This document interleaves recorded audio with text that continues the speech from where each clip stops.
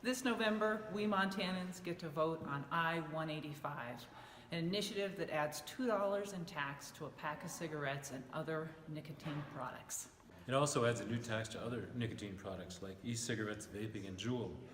These are the things that big tobacco uses to addict the next generation of our children to its deadly products.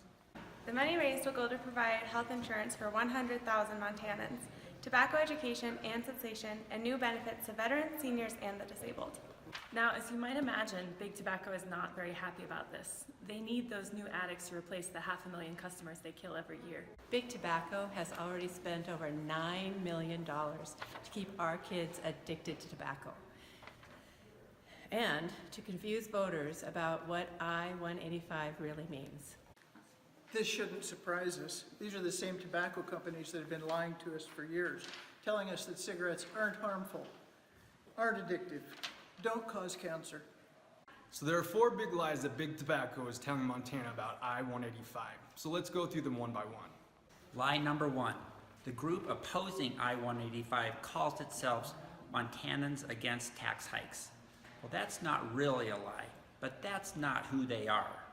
In fact, there are just 2 contributors on the No to 185 campaign, and you can probably guess who they are. 2 of the biggest tobacco companies in America, Philip Morris and R.J. Reynolds. Number 2, your taxes will go up if you vote for I-185. This is an easy one. I-185 is a tax on tobacco and nicotine. If you don't smoke, you don't pay. Lie number 3. Big Tobacco says I-185 is an unfunded mandate. Okay, this one's going to take a little math. Medicaid expansion, the program that covers 100,000 working Montanans, costs about $60 million per year.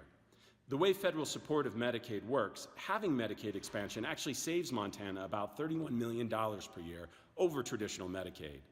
Also, working people on Medicaid pay their share of premiums, another $4.5 million. Finally, the tobacco tax will contribute $26 million. Together, that's $61.5 million, enough to fund the program. In fact, the tobacco tax is projected to raise more than $73 million alone, so there's plenty of additional money to cover any shortfall, like if, for example, smoking rates fell, which would be great. Lie number 4. Big Tobacco says I-185 caps veterans' benefits. That's a lie.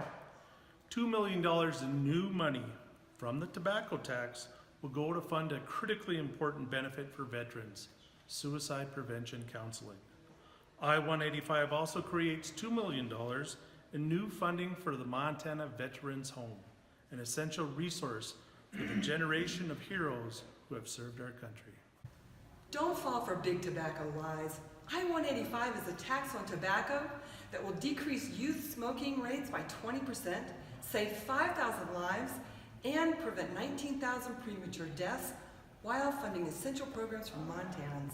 Please vote yes on I-185. Vote yes on I-185.